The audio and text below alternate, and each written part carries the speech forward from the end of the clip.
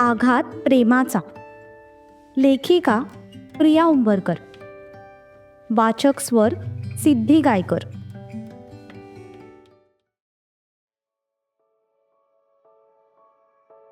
तणावाचा कडेलोट झाला होता. एकीकडे रोखून धरलेला श्वास, दुसरीकडे उसळणारा राग. हातातलं नातं की बंधन हेच कळेनासं झालं होतं.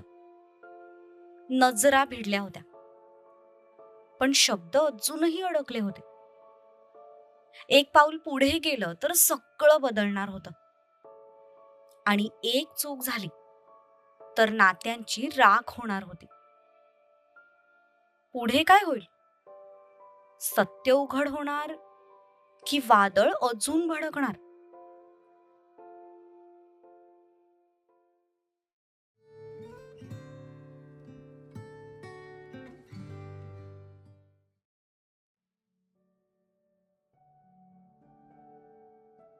इकडे दुर्वाने जबरदस्ती युगाला ते सूप पाजलं.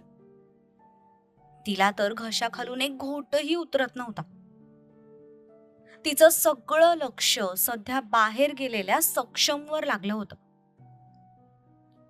त्या दोघांचं फोनवर काय बोलणं झालं असेल या विचारानेच तिच्या छातीत धडकी भरली होती. युवराजला फोन करून झाल्यानंतर सक्षम पुन्हा आत आला. तिने लगेच त्याच्याकडे पाहिलं. थोड्या वेळासाठी त्या दोघांची नजरानजर झाली, पण त्याने लगेच त्याची नजर फिरवली. आई, मी केलाय तिच्या भावाला फोन. अर्ध्या पाऊण तासात येईल तो. बर युगा, तू माझ्या खोलीत चल. मी तुला दुसरी साडी देते. ही साडी बघ, ठिकठिकाणी फाटलीये आणि खराब पण झालीये. बरं युगा, तुझं लग्न झालंय का ग? राधा, अगं काही काय विचारतेस? तिचं लग्न झालं असतं तर गळ्यात मंगळसूत्र असतं ना. अगं पण ताराताई, आजकाल लग्नाआधी कोण मुलगी साडी घालते बरं? म्हणून सहज मनात प्रश्न आला माझ्या. नाही, माझं लग्न झालं नाहीये. ते आम्ही आज ज्योतिबाच्या दर्शनाला चाललो होतो ना, म्हणून मी साडी घातली होती. बर, चल तू माझ्यासोबत आणि चेंज करून घे. दुर्वाने तिचा हात पकडून तिला उभं केलं. ती अगदी 4-5 पावलं चालली असेल तितक्यात तिच्या पायात एक जोरदार कळ उठली.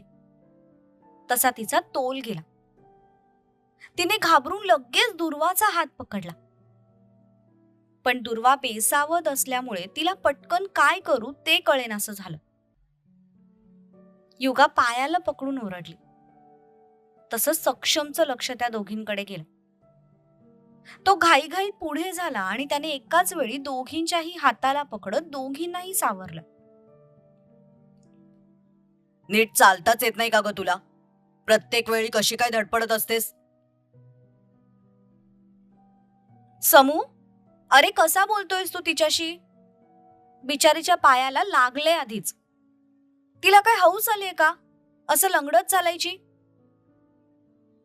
युगा, तू थांब इथेच. मी कपडे घेऊन येते. तू इथेच चेंज कर.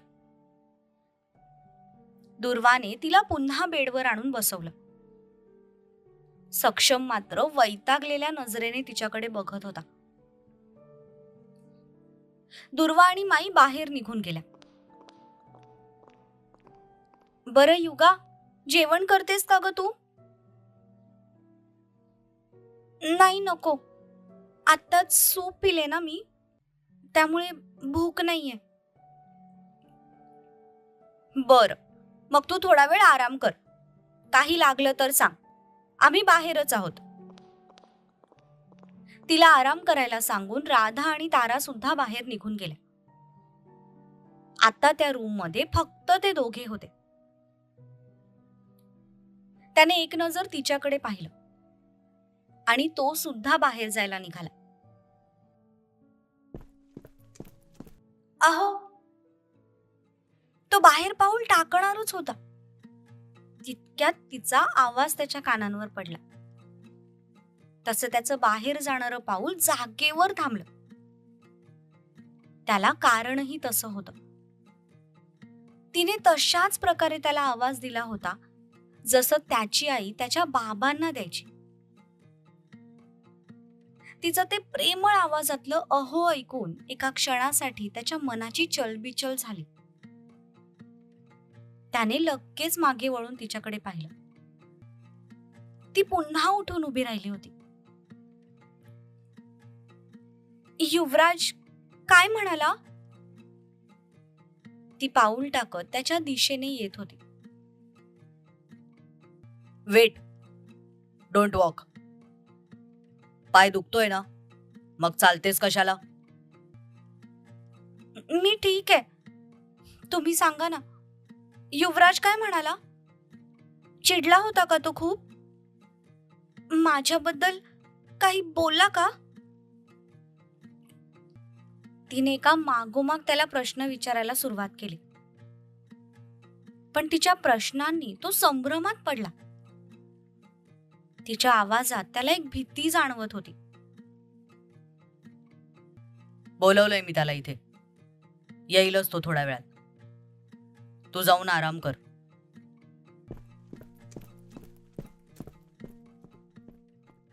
सक्षम तिथून निघून गेला. इथे युवराज इथे येणार आहे? झालं मग कल्याण.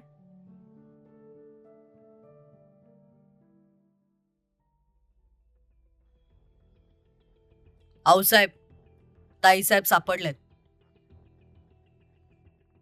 देवच पावला म्हणायचा. कुठे आहे ती? दे बरं फोन तिच्याकडे. आता नाहीये माझ्यासोबत, पण त्या कुठे आहेत ते कळलंय मला. मी तिकडेच जातोय. 1 तासात घेऊन येतो त्यांना घरी. बरं बरं, या लवकर घरी, आम्ही वाट बघतोय.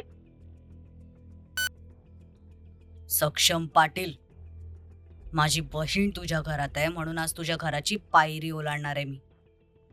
नाहीतर तुझा चेहरा बघायची पण इच्छा नाहीये माझी.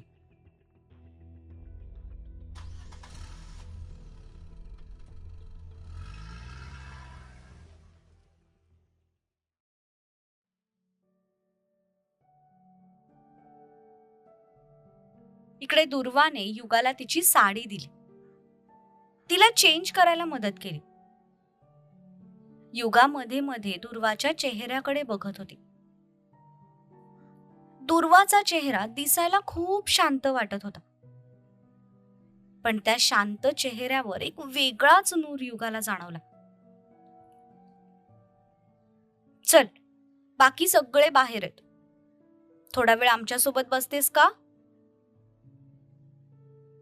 नाही, नको, मी इथेच ठीक आहे. बर, जशी तुझी मर्जी.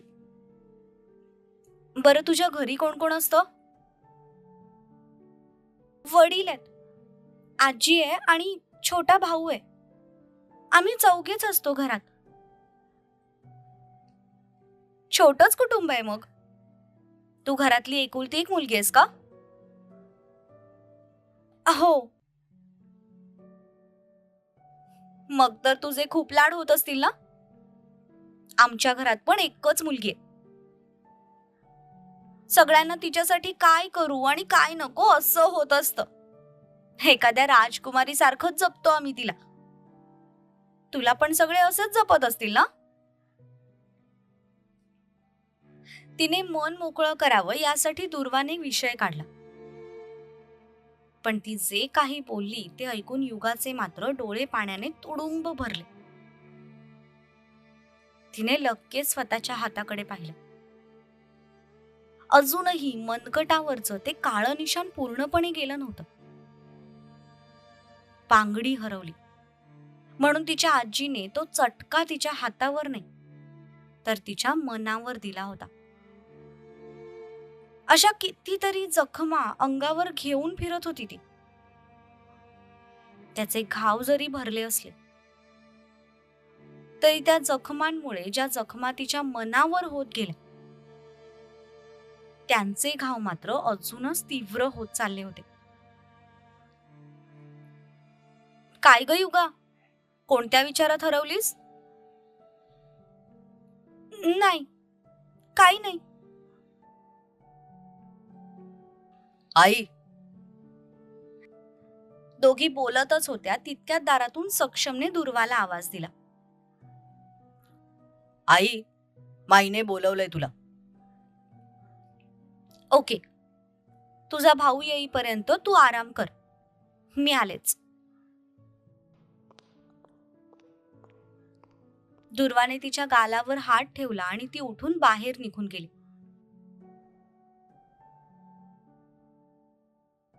दुर्वा जाताच युगाने सक्षमकडे पाहिलं.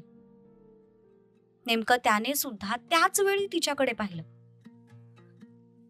तिच्या अंगावरची दुर्वाची साडी बघून का कोणास ठाऊक, पण त्याची नजर तिच्यात अडकली. एका क्षणासाठी आपण आपल्या आईलाच पाहतोय की काय, असं त्याला वाटलं. तसं त्याने लगेच त्याची नजर खाली केली. तिला पण त्याची नजर थोडी वेगळीच वाटली.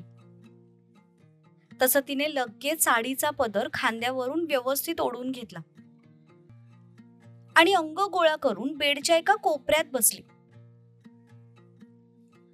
दोघांमध्ये एक ऑकवर्ड शांतता होती. तिच्याकडे बघत तो तिच्या दिशेने एक एक पाऊल पुढे येऊ लागला. तसं तिने हातांच्या मुठींमध्ये साडीचा पदर घट्ट आवळून घेतला. तिला आता त्याची भीती वाटायला लागली होती. तो तिच्या अगदी समोर येऊन उभा राहिला, पण त्याची नजर मात्र अजूनही खाली होती. हे तुझं आहे ना? अचानक तिच्या नजरेसमोर एक पैंजण आलं. तसं तिने त्याच्याकडे पाहिलं. थोड्या वेळापूर्वी घाबरलेली ती मात्र आता त्या पैंजणाला बघून खूप खुश झाली. काल रात्रभर ती पैंजण शोधत होती आणि आज तेच पैंजण तिच्या नजरेसमोर होतं. तिला पैंजण सापडलं. यापेक्षा आता त्यामुळे आपल्याला कुठली शिक्षा मिळणार नाही, याचा आनंद तिच्या चेहऱ्यावर जास्त दिसत होता. हो, हे माझंच आहे. तिने पटकन ते पैंजण हातात घेतलं, पण पैंजण घेण्यासाठी हात पुढे केला तेव्हा त्याचं लक्ष तिच्या हातातल्या बांगडीकडे गेलं आणि त्याच्या कपाळावर आठ्या पसरल्या. भलेही त्याने तिला उचलून घरात आणलं असलं तरी त्यावेळी त्याचं लक्ष तिच्या शरीरावरच्या जखमांकडे जास्त होतं. त्यामुळे तिच्या ज्वेलरीकडे त्याचं जास्त लक्षच गेलं नाही. पण आता मात्र त्याची नजर तिच्या हातातल्या बांगडीवर गेली. ती उत्साहित चेहऱ्याने ते पैंजण बघत होती आणि त्याचं सगळं लक्ष तिच्या हातातल्या त्या बांगडीकडे होतं. एक बांगडी जरी हरवली असली तरी दुसरी बांगडी ती अजूनही तिच्या हातात घालत होती. एका हातात ब्रेसलेट आणि दुसऱ्या हातात बांगडी घातली होती. ती पैंजण बघत असताना अचानक त्याने तिच्या हाताचं मनगट पकडलं आणि तिच्या हातातली बांगडी बघू लागला. पण त्याने तिचा हात पकडताच तिने लगेच दचकून त्याच्याकडे पाहिलं. त्याचं सगळं लक्ष मात्र तिच्या हातातल्या त्या बांगडीकडे होतं. तिचा हात पकडताच त्याला गणपती विसर्जनात त्याला धडकलेली ती मुलगी आठवली. तिचा तो झाकलेला चेहरा त्याच्या नजरेसमोर आला. त्याने नजर वर करून तिच्या डोळ्यांकडे पाहिलं. ती घाबरलेल्या नजरेने त्याच्याकडे बघत होती. पण जसं त्याने तिच्याकडे पाहिलं तसं तिची नजर थेट त्याच्या नजरेत जाऊन अडकली आणि पुन्हा एकदा तिला तेच निळे डोळे आठवले. तसे तिने डोळे गच्च मिटून घेतले ते निळे डोळे आठवले की तिला त्यानंतरचा प्रसंग सुद्धा आठवायचा. ज्या क्रूरतेने त्या मुलाने त्या दुसऱ्या मुलाच्या हातावर वार केले होते ते सगळं तिला आठवायचं. त्यामुळे ती अस्वस्थ व्हायची. ही बांगडी छोटे मालक, बाहेर कोणीतरी युवराज किर्लोस्कर आलेत, पाठवायचं का त्यांना आत? तो पुढे काही बोलायच्या आतच एक नोकर दरवाजातून आत आला. तसा सक्षमने लगेच तिचा हात सोडला. पण त्या माणसाच्या तोंडून युवराजचं नाव ऐकून युगाचे मात्र धाबे दणाणले. ती एका परक्या घरात होती, पण आज त्याच परक्या घरातून तिला स्वतःच्या घरी जायची अजिबात इच्छा होत नव्हती. ती जगाच्या पाठीवर कुठेही जायला तयार होती, पण तिला तिच्याच घरी आणि तिच्याच माणसांजवळ जायचं नव्हतं.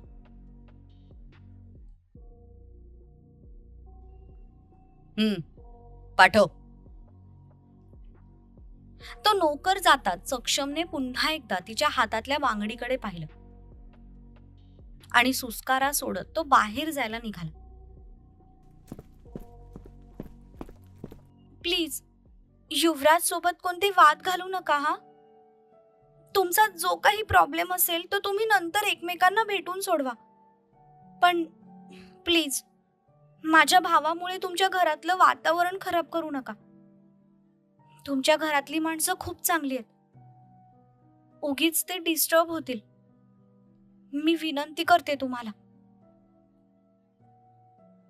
पुन्हा एकदा पाठीमागून तिचा आवाज आला. तसा तो चालायचाच थांबला. त्याने फक्त एकदा मागे वळून तिच्याकडे पाहिलं. तिच्या डोळ्यात त्याला एक आर्जव दिसली.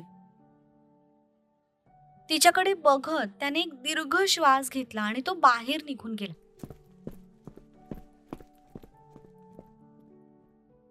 बावळट युगा, तू असं त्या माणसाला रिक्वेस्ट करते जसं काय तो खरंच तुझं ऐकणार आहे. हे परमेश्वरा, आत्ता काही भांडण नको, निदान या घरात तरी नको. खरं तर सगळ्या प्रॉब्लेमची जड मीच आहे. काय गरज होती मला त्या बकरा मागे पळायची? ना मी त्या बकराच्या मागे पळाले असते, ना खाली पडून यांच्या गाडी समोर आले असते, तर आता मी या घरात सुद्धा नसते. मी जर या घरात आले नसते तर युवराज सुद्धा आज इथे आला नसता. हे सगळं फक्त माझ्यामुळे होतंय. आजी खरंच बोलते, मी खरंच कमनशिबी आहे, पांढऱ्या पायाची आहे, ज्याच्याही आयुष्यात जाते प्रॉब्लेमच घेऊन जाते. बोलता बोलता ती अचानक थांबली. तिने कसं बस स्वतःशी आलेला हुंदका आतल्या आतच दाबला. ती स्वतःशी बोलतच होती. तितक्या ज्या स्पीडने सक्षम बाहेर गेला होता त्याच स्पीडने तो परत आत आला. तशी ती गोंधळून त्याच्याकडे बघू लागली. ती घाबरलेल्या डोळ्यांनी त्याच्याकडे बघतच होती. तितक्यात तो तिच्या जवळ आला. त्याने तिचा हात पकडला आणि तिच्या हाताला पकडूनच तो तिला बाहेर घेऊन जाऊ लागला. तसे तिचे डोळे भीतीने मोठे झाले. ओ, काय करताय तुम्ही? हात सोडा माझा. माझ्या भावाने पाहिला ना तर तो. तुझ्या भावाने बघावं म्हणूनच तर करतोय. तिच्या बोलण्याला इग्नोर करत त्याने तिच्या हातावरची पकड मजबूत केली आणि तो तिला ओढतच बाहेर घेऊन जाऊ लागला. तिचा पाय दुखत होता, पण त्याचं त्याच्याकडे लक्षच नव्हतं. सध्या त्याच्या डोक्यात काहीतरी वेगळंच सुरू होतं. थोड्या वेळापूर्वी बाहेर जाऊन त्याने हॉलमध्ये कोणी आहे का ते चेक केलं होतं.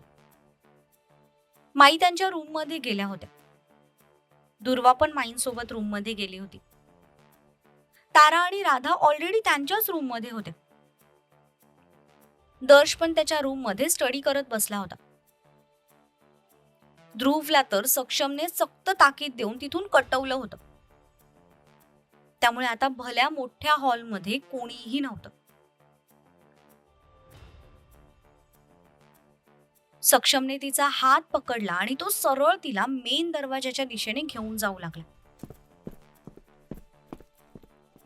हे बघा, हवं तर मी पाया पडते तुमच्या, पण प्लीज प्लीज माझा हात सोडा,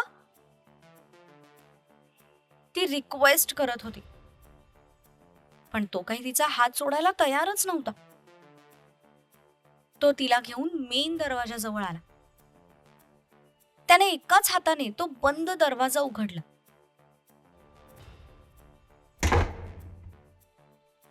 तिला घेऊन तो बाहेर पाऊल टाकणारच होता.